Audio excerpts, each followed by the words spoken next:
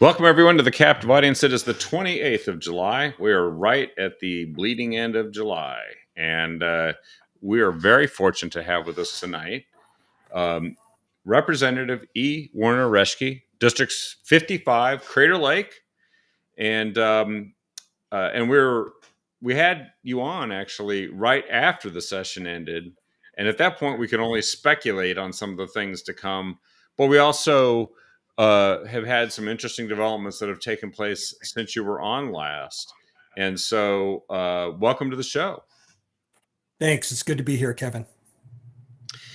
So this is we all the speculation was running rampant actually that we were going to have a special session called by the governor. And I think that is fair to say. Not only has it happened as predicted, but now she's starting to talk about what she's going to do, what she wants to do. And of course, it's after the Democrats negotiated with themselves and came up with maybe a compromise, or at least a belief there could be a compromise. However, the special session doesn't start to all the way a month from now at the end of August. Last I heard, Governor Kotek said that she felt like it was such an important and urgent matter, she was going to cancel her vacation. I guess she decided she couldn't cancel other people's vacations and called the session for the end of August. But it is to raise taxes, and that's still what they want to do. What are your thoughts on it at this point and about the special session? Well, it was rumored last time we talked that it was coming, and now it is coming the 29th, which is, I think, the Friday before Labor Day weekend. So that's an odd day to call a special session. Normally they're called on Mondays or Tuesdays. This is a Friday, and it's right before a holiday. And so I guess the thinking is that she wants us to be that will squeeze us and make us come in real quick and want to get out real quick so that we can enjoy Labor Day. But not quite sure that that will happen. The makeup of the legislature right now is a super majority of Democrats in both chambers, and so that means that that Democrats can pass anything, introduce anything, and that includes taxes without one Republican vote. And so, really, our role is to provide opposition, provide a alternative, just not say no, but say no, and here's a better solution. Yeah. And then when it comes to these taxes, if Democrats can get all their chickens in a line. Is that how you see the chickens in a line? Ducks in a row, I think is what it Ducks is. in a row. Chickens in a line. Get all their donkeys sniffing the right end. How's that? That's it. How do you like that?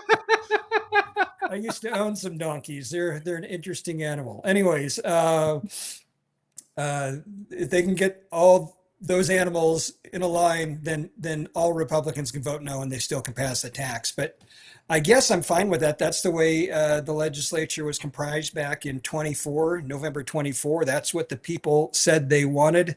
And if that's what Democrats think that their mandate is to raise taxes because they don't think that they're spending $1 unwisely, then okay, we'll see you in November 26. Right. Watch out for what you wish for because you might get it. And actually, a lot of people didn't vote based on what they thought the Democrats are going to do in the last election. They voted probably based on the presidential election to some extent, but also,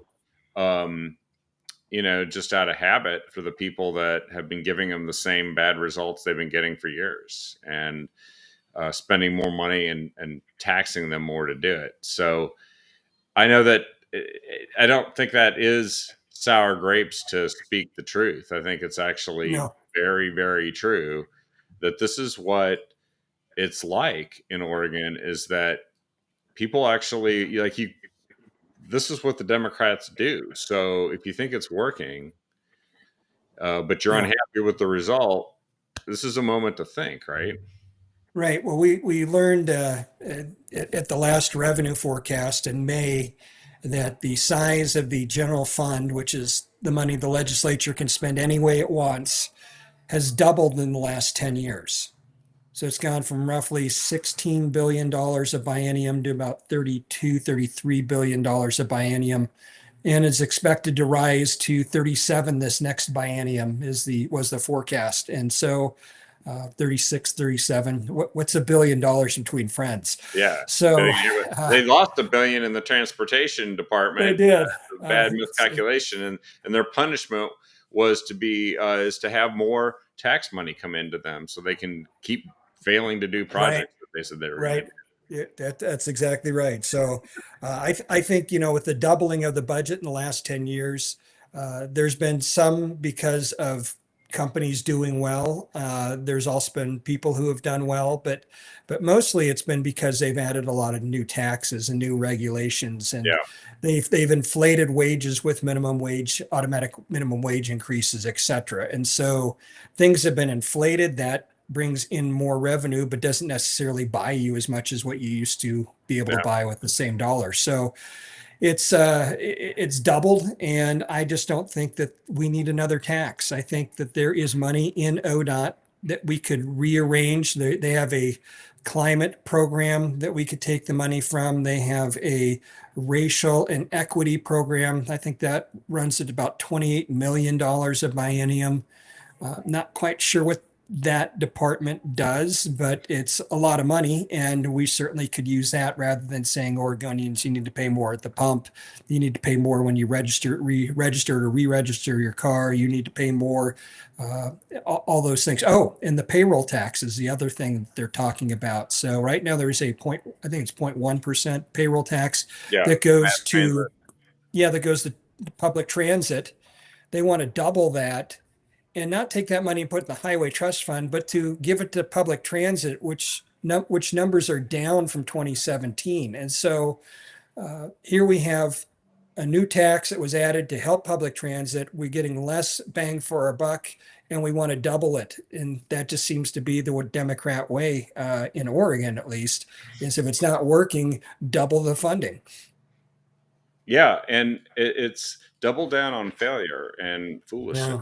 Because I think what we've seen over and over is that if you keep pouring money into something that's failing, you will get more failure. That's right. You'll pay more for it. I'm concerned too that the Democrats don't have their eye on the ball as far as the health of Oregon's economy. And we talked about last time, that we were starting to see some of these businesses that have been the bulwark of growth, like Intel. Right. They're cutting back significantly. And when you tie yourself to a handful of businesses and their fortunes, that's risky because they aren't creating an environment that invites more companies to come in. They created an environment, and this is under Kate Brown specifically, with the Speaker Kotek, neither of whom apparently could be bothered to return phone calls to Intel. And then Intel decided to send their big expansion to Ohio. Right. And that's where Intel is expanding. They're cutting back in Oregon. This is, what about these Dutch brothers leaving? Daimler Benz, the Daimler trucks are cutting back. There's just I'm not hearing the stories about the great big new employers that are moving to Oregon because it's such a great place to do business. How are they going to pay for all this stuff? Right. And this is the interesting thing. The Democrats have been in charge of the legislature the last 20 years, the governor's mansion the last 40 years. And for those last 20 years, they really haven't had to do many cuts. There was one in 2009, I think, but this crop of Democrats have not had to cut budgets before. And if they do, I think they're going to, their answer is going to be, don't cut budgets, find more revenue. Because that's their mantra right now. It's don't cut things back, find more revenue. And it's not only just the economy in Oregon. I think we're going to see it, flatten or go the wrong way. And it's mostly because of Democrat policy, whether it's environmental regulations, whether it's business regulations, whether it's increased taxes. It just is not a friendly place to. I think we're getting a little bit slow internet connection all of a sudden. Are you doing okay?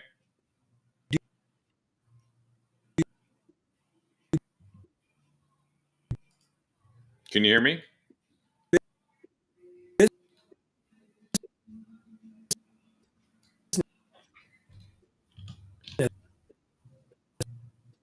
I think the hope for rural broadband is once again caught up with us. So can you hear me? Anymore.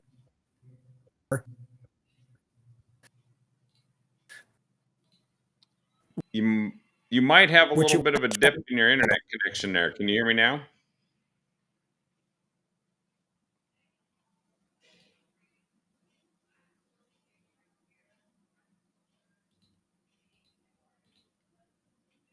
You might have to reconnect. If you can hear me, you might need to disconnect and reconnect because I don't know. I don't know if it's Starlink out there. I know Starlink had its problems the other week, but it's funny. The state legislature, uh, well, the Democrats have been constantly pouring money over the years into rural broadband, and this happens like 50% of the time when I talk to somebody who's outside of the Willamette Valley, Portland metro area. Now, I don't. Can you guys hear me okay? Because if you can, then we know it's probably not me. Give me a thumbs up if you guys can hear me okay.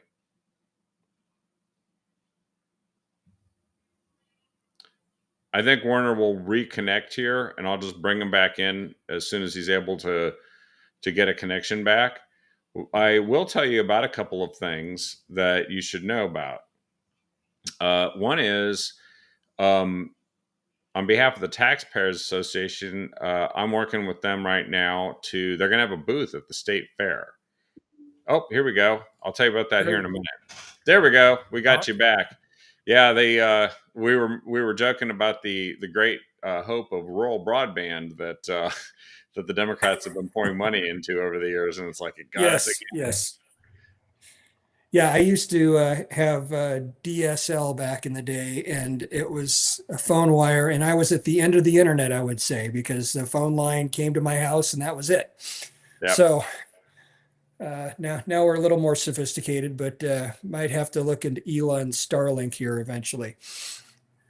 Yeah, well, you were talking about the business climate and Yeah, it being a place to do business in, and of course, having broadband across the state would actually be kind of helpful to business, but they don't seem to ever get around to making that.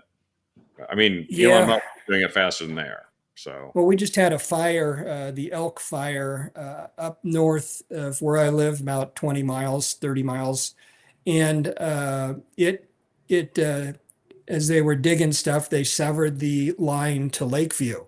And so all of there's just one line that goes from Klamath to Lakeview along the highway. And yes. if that gets severed, that means the hospital there doesn't have internet, the police department doesn't have internet, the jail doesn't have internet, the prison doesn't have internet. I mean, you just go down the list of services, and it's like going back to 1950 all of a sudden. And if you're doing a online or a remote telemedicine call or surgery, God forbid, and it goes like, it's just not great. So yeah, we need rural Oregon really needs better connectivity. Well, and they have been throwing money at it, but it's been the government doing it. It's the same entity that throws money at building EV chargers, and then we turn around after $6 billion, and there's like eight EV chargers. Eight of them, yes. It's just says that the more the government sector is doing, and the less we have private sector businesses that see this as a great place to do business, and those entities generate, the worse off we are. And I don't know how you squeeze blood out of a turnip to get the revenue they want. I don't either. And I think, you can look at Art Laffer's curve back in the Reagan days where you lower taxes and actually revenue grows. And maybe in the first year there's a dip as that catches up, but that principle works, and we're in a prime position to be able to do that. One of the things I introduced was a tax cut for working poor and middle class Oregonians, which would basically would have tripled their standard deduction. Rich people don't use that. Working poor absolutely do, and so do many middle class folks. And that would have put a lot more money back in people's pockets. And what do they do with that money? They don't put it under a mattress. They spend it. They invest it. They save it. They do all those things that are good for your economy and actually grow tax revenue. Yeah, it's interesting that you mentioned that because I do want to have something that I want to share on here. I didn't give you a forecast of this in advance, but every once in a while, the Taxpayer Association just does something awesome, and they do it. Actually, Jason and the Yeah. Taxpayer Association do this all the time. I should actually Yep. be fair about that. But what they did, I can't show it. I'll show it here in a minute. It is a mailer that they did that shows that the 24 tax cuts that are included in the one big beautiful bill. Mm. It walks through them actually, Oh, wow. and I can show that in more detail, and it also shows something else. It shows who's getting it's 10,900 in savings, and it's showing, I don't know if that's coming through clearly in the thing, Yeah. but the tax rates are going down by the highest percentage for lower income people. And Yeah. so the knock on this is that, well, tax relief really just helps the wealthy. Well, they do pay a lot more of the tax because Sure. we have a progressive tax system that taxes them more. So any break tends to benefit them disproportionately to somebody who doesn't make as much money. However, having your income taxes reduced by 21%, it's the net effect of what you Wow. mentioned, the standard deduction. If you're a senior citizen, you're going to get a $6,000 deduction on top of that. Wow. And and then overall rates being lowered, and then a host of other cuts that might apply to folks. You 21% reduction in your taxes is nothing to shake a stick at. That is really No, pretty good. that's awesome. I'll take one Yeah, or and two. I was reading the description of the tips on overtime pay, and it says the first 25,000 in tips and 12,500 in overtime pay may be deducted. Mm. Overtime tax exemption applies to half of the time and a half portion, and it Right. expires in 2028. But how many billionaires are making money? Are going to, Work overtime. Yeah. Work yeah, overtime or take tips. None. none. Zero. They're Especially all since it only investment applies to income. the Yeah. first 25,000, right? Yeah, right, right, exactly. No, it's a great bill, and it's going to be interesting to see how it flows through to Oregon. Last time in 2017, when the first Tax Cuts Jobs Act was passed, the legislature then in the short session disconnected from The the Fed. 20% small business tax deduction. And we have our own special schedule that makes you pay more for state taxes. So that was a sad day. I remember it well. But yeah, we should. It'll be interesting to see what they want to disconnect from in this bill as well, because they think it's going to affect Oregon's revenue. And again, maybe in 1 year, but I think again, when you cut taxes, you stimulate economic growth, and that economic growth then always pays back more in Yeah, I think taxes. that that's exactly what we're going to see a year from now. And by the way, there's some accelerators in there too. The ability of businesses to deduct um, investment and R&D. Uh, you know, Mm, R&D will take mm. longer, but if you're able to write off the cost of making capital improvements faster, you're going to make those things faster, Yes. aren't you?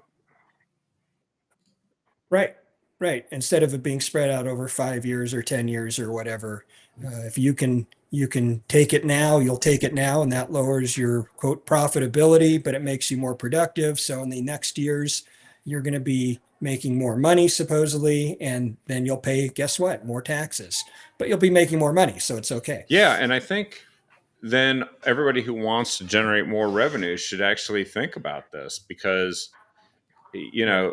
I think it was a prime minister in Israel, Shimon Peres, who he once said, if we want to spend money like socialists, and he was from the Socialist Party in Israel, we have to make money like capitalists. And I thought, wow, so simply stated. I love things that just get to it. Like, Yeah, here's the that's good. deductions, by the way, by income range. So 100K to Very 500K is nice. only a 10% reduction, but 15 to 30 is a 21%. Wow.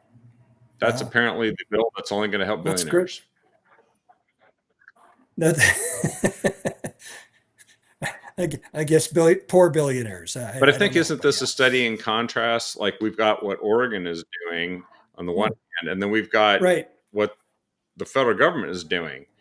And they don't cancel each And other other out, but states. And I think, you're seeing Oregon fall in education numbers. You're seeing Oregon fall as far as its business productivity or its business friendliness.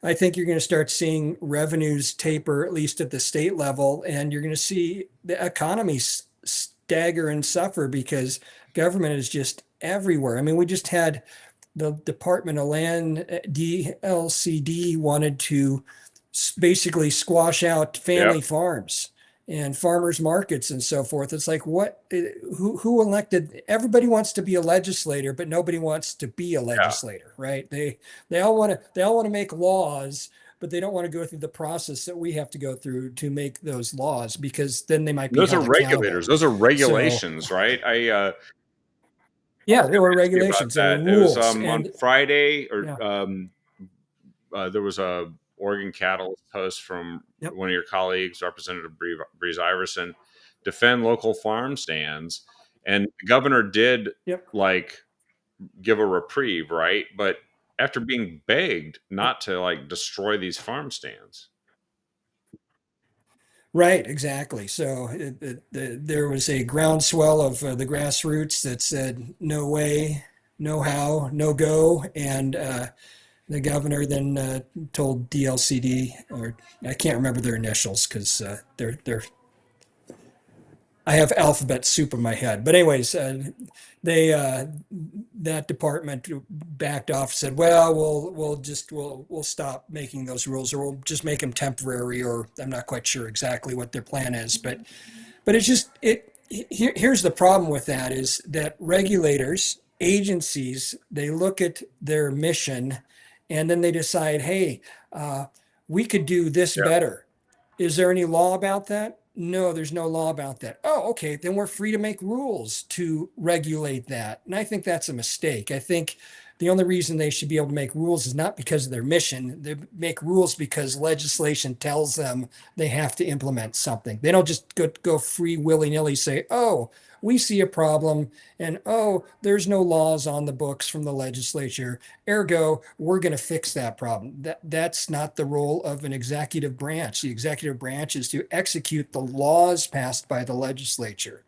And so if there's nothing on the books, then what you do is you lobby the legislature to create laws that then you can use to create your rules. But this idea of, oh, we have a mission too.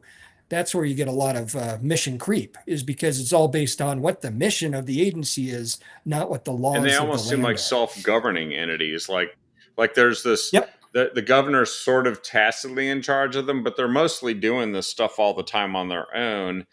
And then you got the legislature over here, who that government agency shouldn't be doing anything that isn't really outlined with some specificity by the legislature as a power that they have, that they've been delegated, right? Right. So they just go off and say, I think Right. we'll just make some rules, because that'd be good for us, for somebody, That'd be right? good. We'll fix this problem. Right, exactly. And then when they do pass the rules, then they say, "Oh, guess what? we don't have enough people to implement those rules. So the next budget cycle, we're going to ask for 14 new workers to be able to implement the rules that we passed because we thought we could do something really good for Oregon. And on goes the growth of Yeah, government. I think I talked to some farmers last year during one of the campaigns. They were in Benton County, and they said biggest problem we have is this guy that just shows up every once in a while and starts telling us that we violated some kind of rule or something that they thought they were complying with, Wow. and Wow. that you know these it costs money for these people to just go out and do this. So we're literally paying the government to then go out and harass these farmers who, in the end, almost in every case, aren't doing anything wrong. But the guy has to go, No, otherwise he doesn't. he has to justify his job. Yeah, exactly. Yeah. So when you have 14 of them, they all 14 of them got to keep their jobs somehow by harassing That's farmers. right. Right. Right. Look at all the citations and violations I wrote up today. He doesn't want to go back to the office, go, oh, everything's working just fine. It's government first, last, and always, and the people who are supposed to pay for it Yeah. are kind of getting the shaft right now in this state. And so Yeah. I'm glad you mentioned um, these rules because it was more than just like a law. Um, and No. and in fact, there was a bill introduced, House Bill 3133, to support local businesses, and it didn't make it through the legislative process. So they're literally actively No. working against protecting small businesses, and then they're actively working to maybe regulate them out of existence in some cases, or force them through an egregious licensing procedure that will make it impossible for many of them to survive. Right. Right. Most Oregonians and most legislators don't know what it's like to operate a farm or what goes into raising cattle or what natural resource industries like timber or fishing, et cetera. They just don't know what it takes to make those businesses work. And so when you get some bright idea in sitting at a stoplight in Portland and say, oh, or at a restaurant and saying, I don't like the way this steak came out. Oh, well, I got an idea. And that's never a great way to legislate. Meanwhile, I think that the people running the state have doubled down on all the stuff that a lot of people feel probably led to Democrats losing control at the federal level in all three branches Right. or in the presidency and both houses of Congress. And so in Oregon especially, they've decided we really have to do this. We really have to um, fight. Show the Yeah. way. Pioneer. Well, I guess it's binary. And it's really the West Coast. It's the West Coast. It's Washington, Oregon, and California. And what's sad about that is if Oregon were less progressive, let's say middle of the road, let's say conservative, something like that, how much different we would be between and how much more business we would generate because people would want to come to our state and we look to the east and we got access to the east, to the far east and to Asian markets, etc. And how much better it would be for Oregon if we were different than our neighbors to the north and the south, as opposed to being basically, sometimes I feel like we're just one Yeah. state, you know. Oh, Washington did that, so we have to implement in Oregon. Oh, California did that, we have to implement in Oregon. It's like, well, why? Is it working? I mean, you look at the gas prices in Washington, you look at the gas prices in California, they're higher than Oregon. And so that gives Oregon then the license to quote unquote raise gas Gotta taxes catch up. because we're still cheaper. It's like, yeah, but if you look at the whole country, we're like one of the most Yeah. expensive.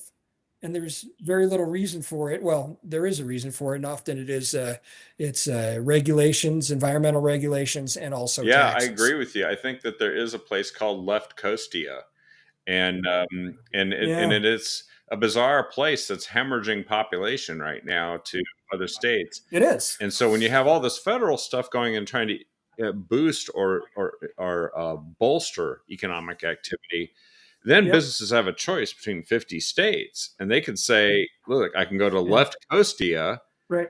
or I can go to one of these Right. states that doesn't have an income tax and isn't trying to regulate me out of existence.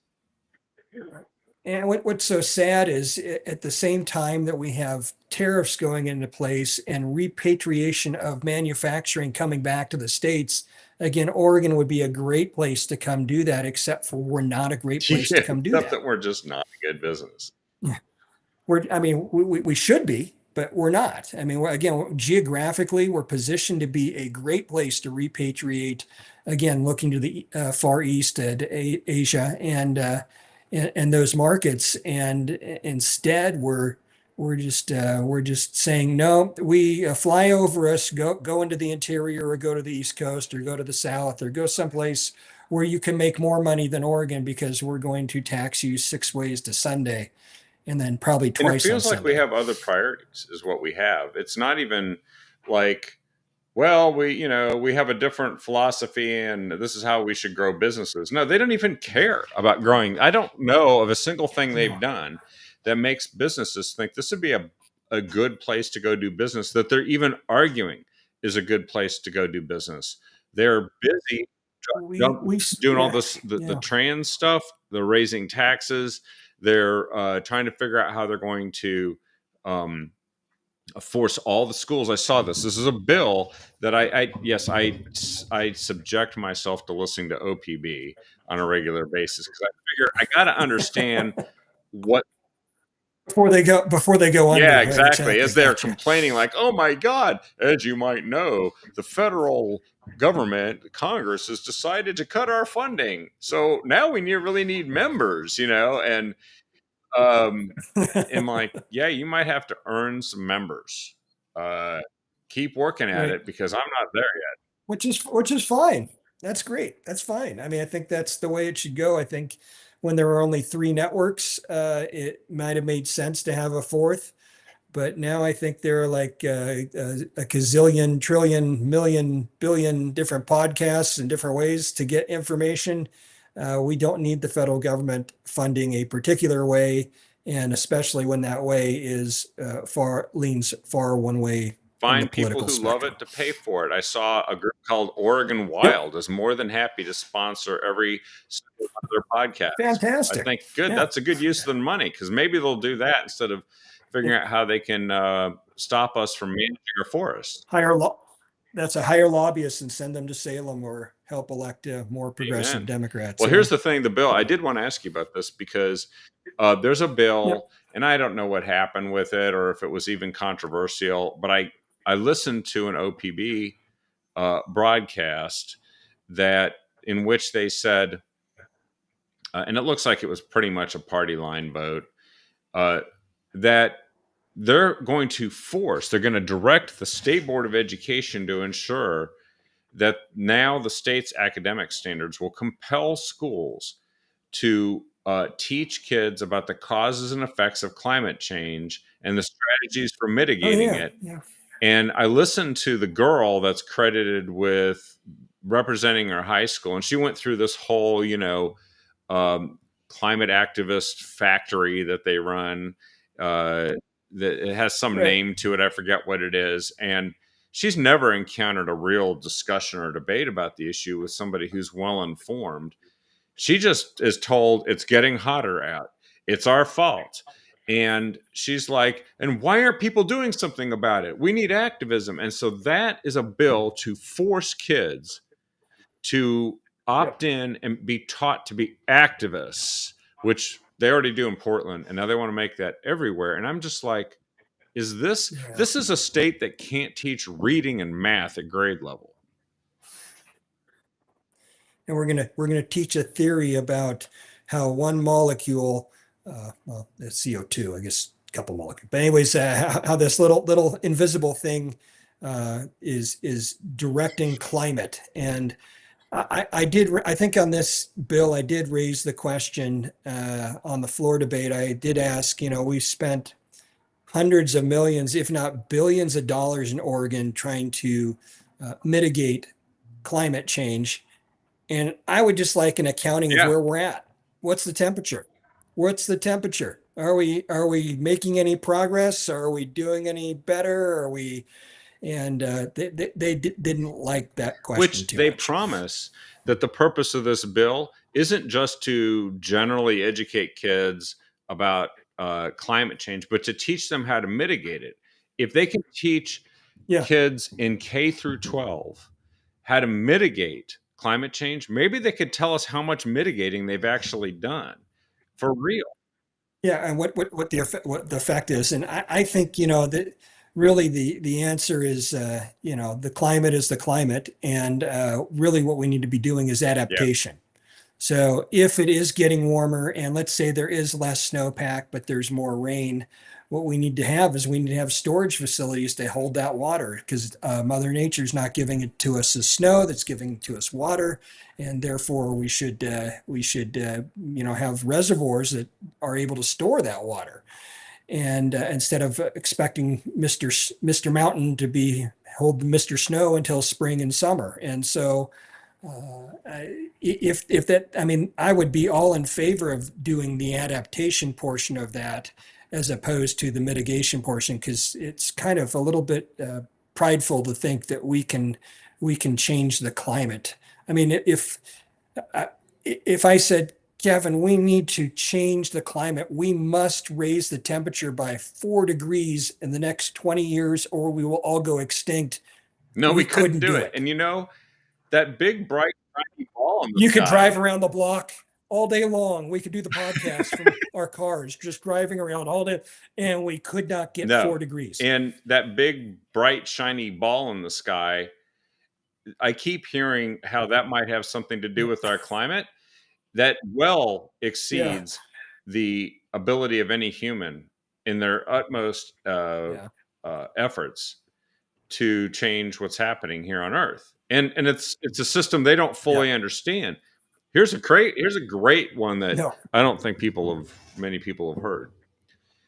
What happens when there's more cosmic rays coming in from things that distant stars into and hit the Earth? How does that affect our climate? You might think, well, that has nothing to do with it. It's got to be, people burning fossil fuels in their cars and their plants. And like, right. no, actually, cosmic rays generate clouds, and Clouds. clouds Yep. actually do. Water vapor is the number one greenhouse gas, and there isn't even a close second. And water No. vapor then inhibits sunlight and creates rain.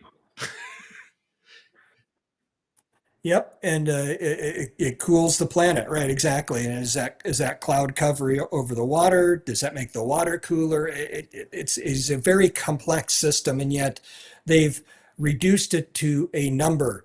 One number, 350, needs to be the optimal carbon dioxide of the parts per million for the planet, and that's the answer. And it's like you look at this thing, it's so complex and so uh, ingenious, really. I mean, the way it's designed and works, etc.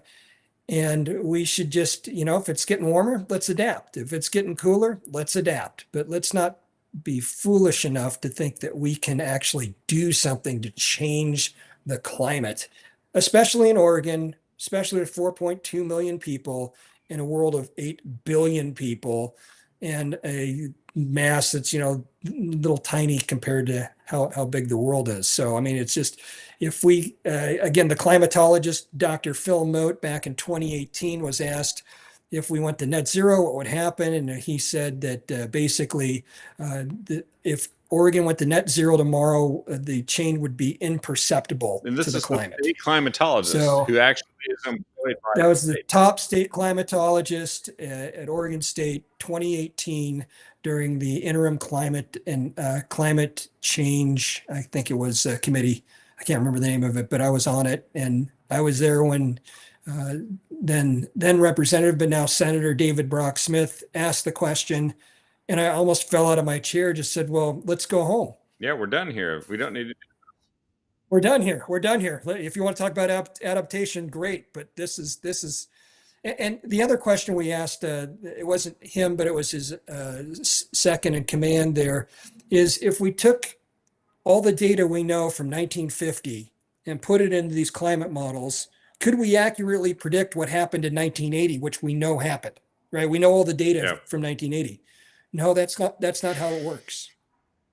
It's like, well, if that's not how it works, Yeah, if you it have all doesn't the work. data and you can't predict the past, I'm not going to believe you about the future. That's pretty. And by That's the right.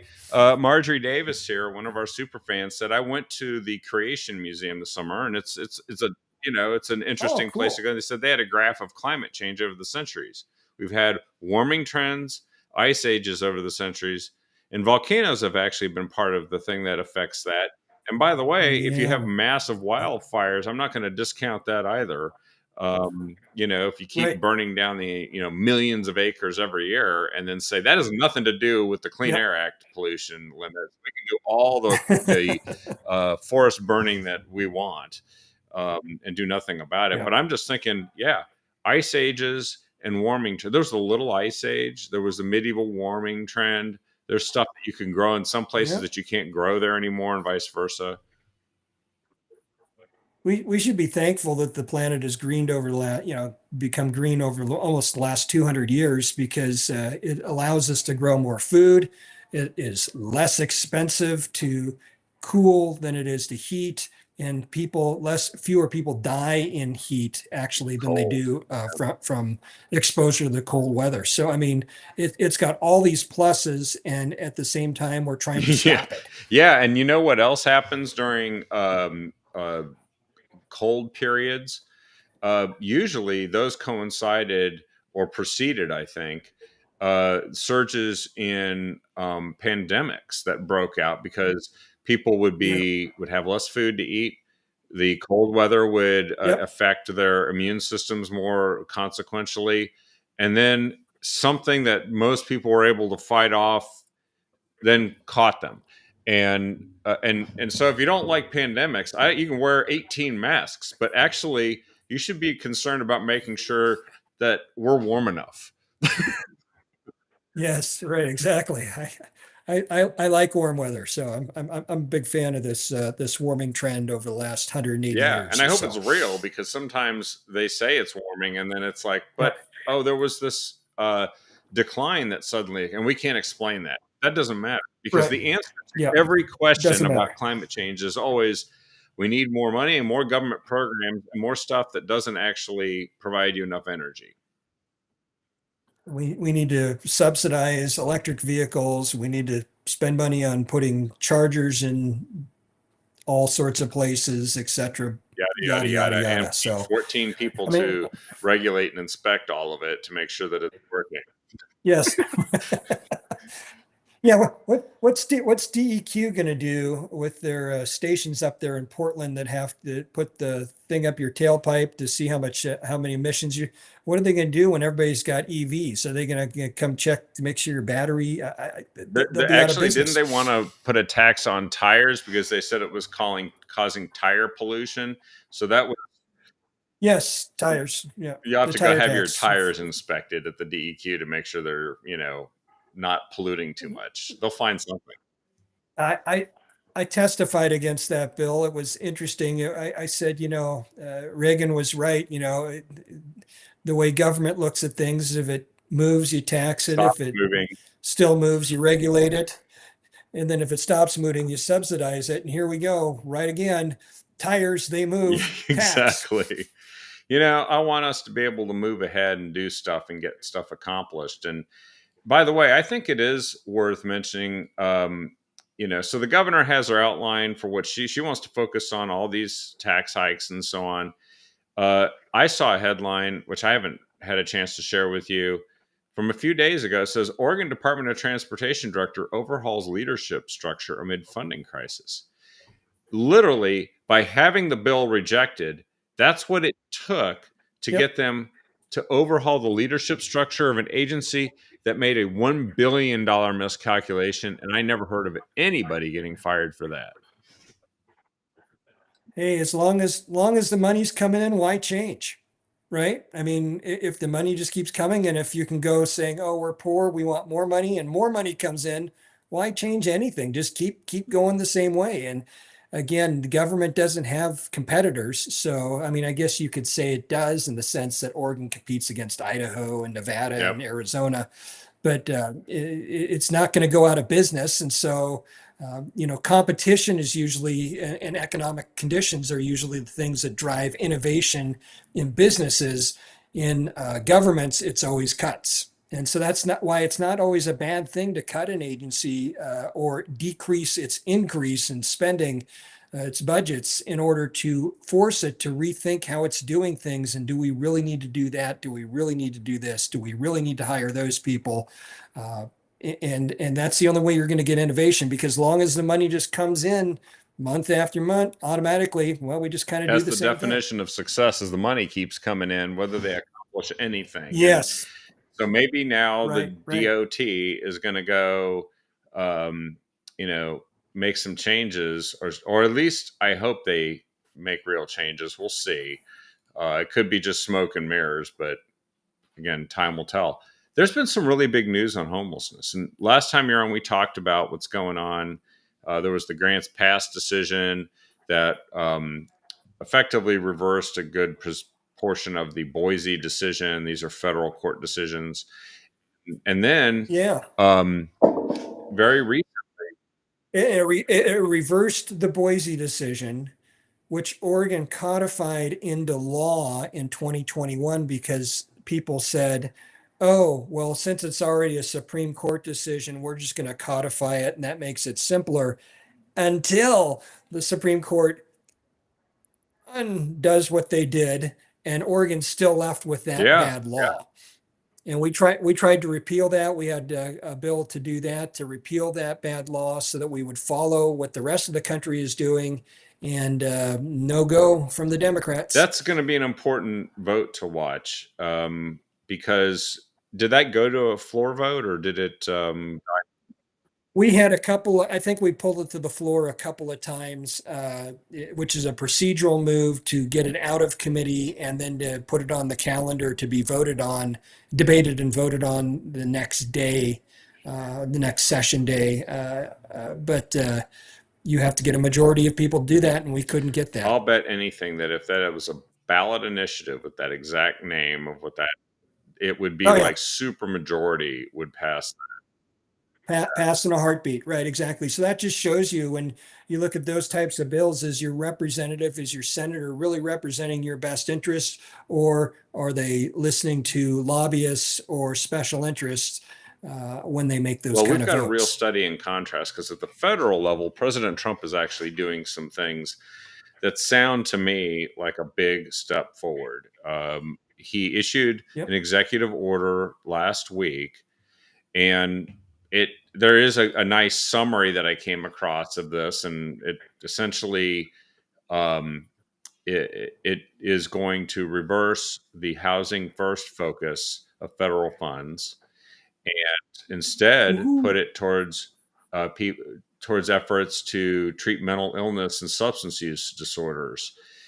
It's also going Yeah. to defund the harm reduction stuff, which just keeps people on these substances and gives them what they need to live and survive, just to be a lifetime, however short, of being a drug user, and instead shifts it towards recovery, and it also is going to make things easier for cities to remove encampments and to allow law enforcement to function. And the name of the executive order is very interesting.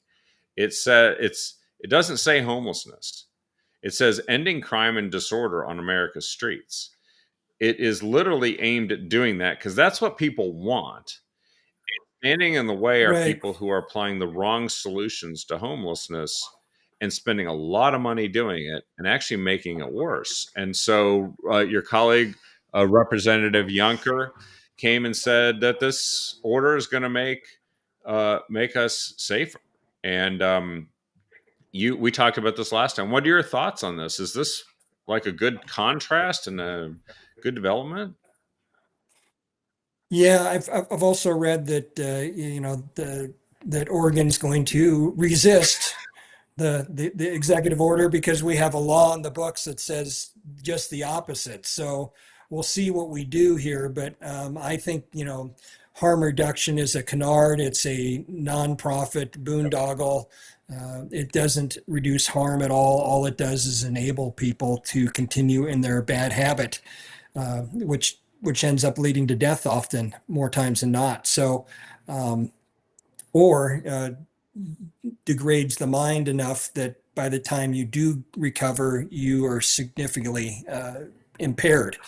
So I think that it's a great executive order. I wish in Oregon we didn't have the bill that we do, but I think the bill we tried to move was no, the original bill was 3115 from 2021. I can't remember the name of the bill that repealed it this session, but yeah, we have to repeal that. We just have to get rid of it. And again, I think you're going to see here as Trump does all these things and as Congress does all these things, you're going to see other states start to flourish and other states not have the same problems that Oregon has. And the Democrats, as we're running low on cash, as we're running into budget, I'll say not low on cash, but I'll say just budget problems, as we have crime and homelessness, as we have problems, getting our roads repaired and finish projects on time and not go over budget, etc. Other states are not going to have these kind of problems. And Democrats here, I guarantee you, are just going to say, well, it's Trump's fault. It's Trump's fault. It's Trump's fault.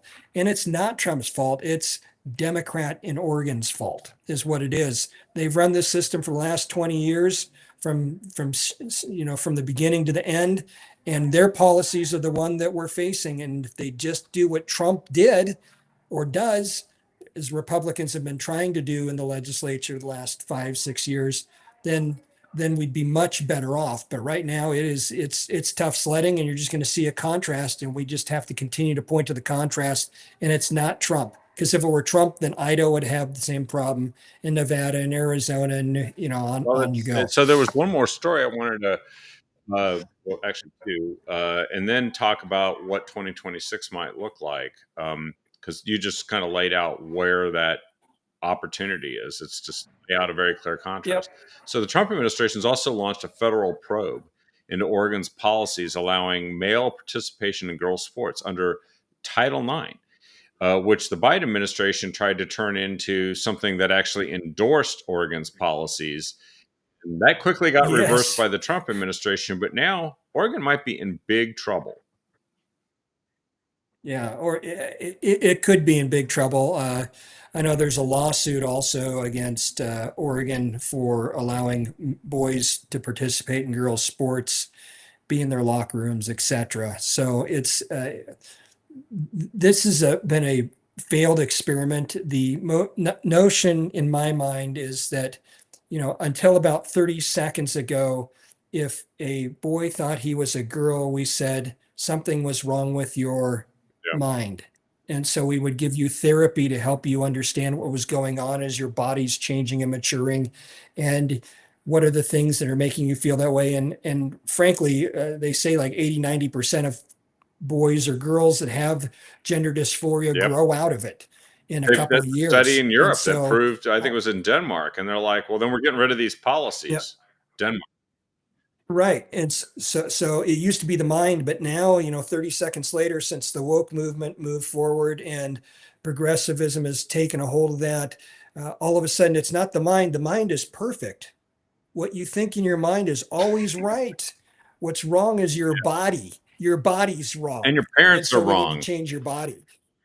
Your parents are wrong. Your body's wrong. Everybody outside your mind. And we know we have this thing called mental illness, so that the minds can be mistaken as well. And if you go back in your own history, you'd say, I made a mistake because I was wrong. I thought poorly on that topic, etc. Blah, blah, blah, blah, blah. So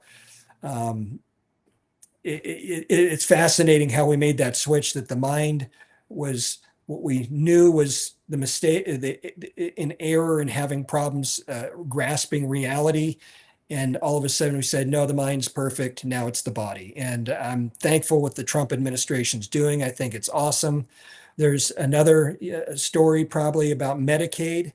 We have a Healthier Oregon program that is gives about $1 billion a biennium to healthcare for non-citizens or illegal aliens, or however you want to term that subset of people. Basically, it's not citizens in Oregon. And because of that, we may lose $1.5 billion in Yeah. federal matching. So that's going to be $2.5 million. We've got to come up out of the general fund to keep things going. And if we just stop that program, we get our 1.5 billion and we would not be giving healthcare, and we'd have that 1 billion to spend maybe on Yeah. transportation so that we wouldn't have to raise taxes in order to finish projects and keep roads maintained.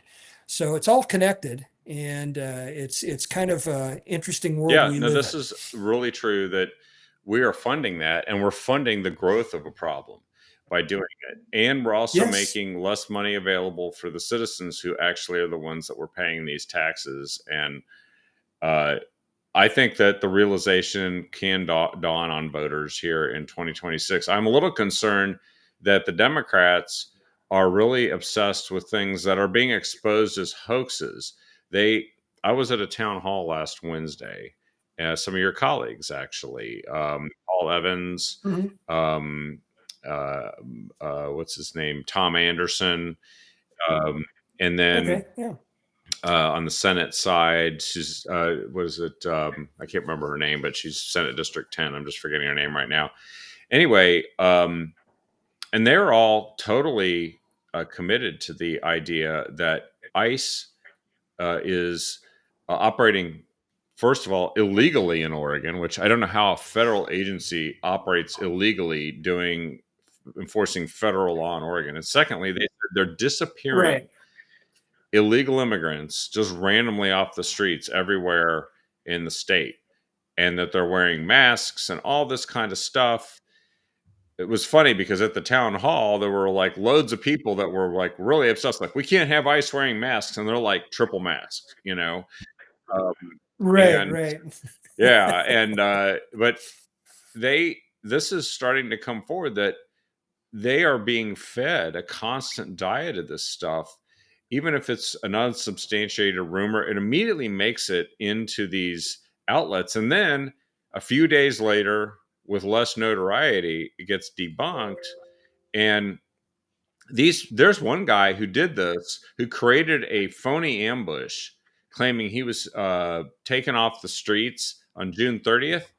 Turns out he did it to start a GoFundMe campaign to try and make money off of the sympathy people would feel. Oregon's Jesse Smollett, right? Is Yeah, that it's Jesse Smollett, but now it's ICE instead of MAGA guy. no, it's ICE. It's not race. Instead of And race, it's apparently, one ICE. of the Gotcha. drivers Okay. of this is a foreign-owned social media outlet known as TikTok that puts these things out and Hmm. uses algorithms to drive these stories to everyone. And now, Yeah. I saw it at this town hall. People were like, "Oh, we've got to stop ICE," and they were Yeah. all boomers. They were all like mid Yeah. 60s and older, white, and didn't not a one of Probably all drove their Teslas and are very well to do, right? Exactly. I mean, it's just, yeah, it's fascinating. I think it was Senator Deb Deb Patterson Patterson. would have been Exactly. the Yes. senator. Yes, exactly. So yeah, I think, it's where do you get your news, and can you substantiate what's going on? And it's let's see the evidence that ICE is quote breaking the law or snapping people up off the streets or going into Home Depot and grabbing people, etc., or in hotels, etc. I just haven't seen that. And boy, with all the video cameras on cell phones everywhere, if that were happening, we'd have more than ample That's right. evidence. More than More ample than ample evidence. And like I evidence. said, if there's a legitimate complaint, they investigate it. But we also know during the last Yeah. administration, President Biden, actually falsely accused people of whipping illegals from horses and things that were Right. debunked by the person who actually took the picture. So it was, and Right. yet the media does not correct these stories. And I'm actually very concerned because that group sounded like they would kill somebody, except they were too old to do it for the Yeah. most part. And Right. and our illustrious attorney general was at this town hall, and he had nothing to say to Ah, correct anybody's impression. He just said he's fighting the Trump no. administration. I wrote a question, by the way, down, Right. didn't get asked. I was like, how much are these lawsuits costing Oregon taxpayers that you're filing against the Trump administration? Right.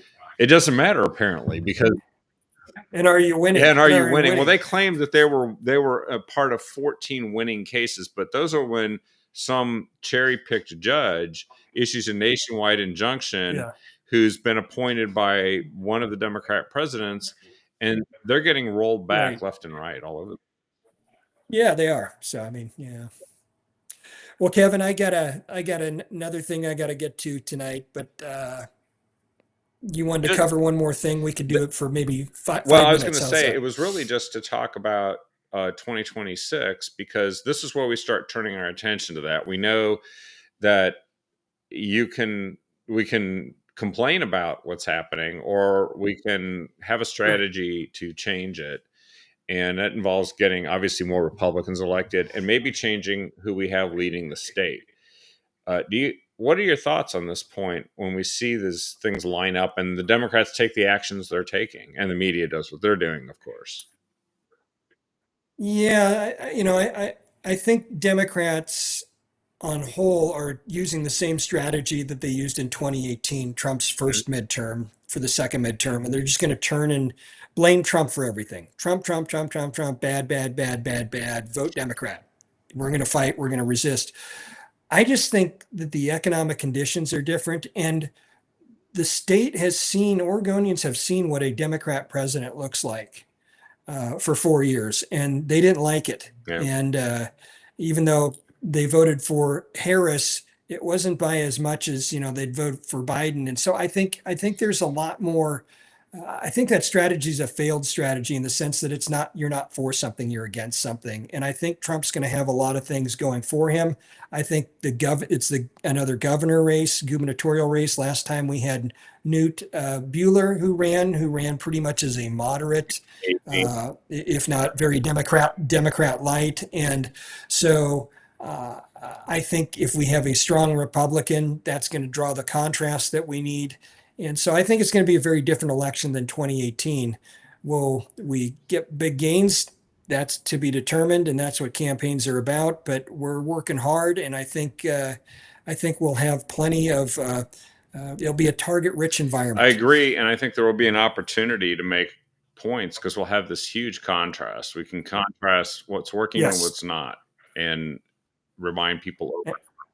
and if it's Trump, why isn't Trump affecting Yeah, these why is other it going so states? well everywhere else, and Oregon is sabotaging Right, itself, literally fighting it? right.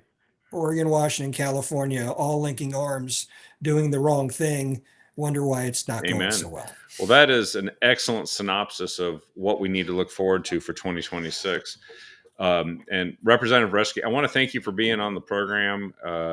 You're one of the great guests that we have on here, and it's been a great conversation today because a lot of folks they don't get to hear this on a regular basis, and they certainly don't get to Yeah. hear it explained with any detail. And you always do that in such a fine fashion. Well, thank you very much. I thought you were going to say I'm one of your best guests and I'm your only guest. So that'd be something my dad would say to me. Well, You're my favorite son, but you're my only son, or something like no, that. I've managed to have a good swath of guests, but you're definitely one That's of the good. most That's thoughtful good. ones. And I actually do want to make sure that people take a look at your website, WarnerForOregon.com, because you post pretty good stuff there. Yep. And they also can Yeah. go to your representative site and get information and follow what you're saying and doing within the legislature, especially as we approach the special session. This is going to be really important that we stay connected and we Yeah. know what's going on. Yep. Yep. I appreciate that promotion. And two things about me you'll always know, Kevin, is one is I'm extremely handsome, but I'm also exceptionally humble. And if you're not quite sure, I will tell That's you. right. Just wait, So because I'll tell you about it. Yeah, absolutely. Thanks again for joining me here, and we'll look forward to having you on a future captive audience here in the not too distant future. It's going to be interesting as we approach the special session, especially. All right. Thank Let's you. stay in And touch. thanks for everyone for watching. Thanks. Please take a look at the thing I'm posting here about the Oregon State Fair Taxpayers Association wants some volunteers for their booth. Sign up right on that sign, and I can tell you more about it tomorrow night. Again, have a great night, and we'll see you on the next episode of the Captive Audience.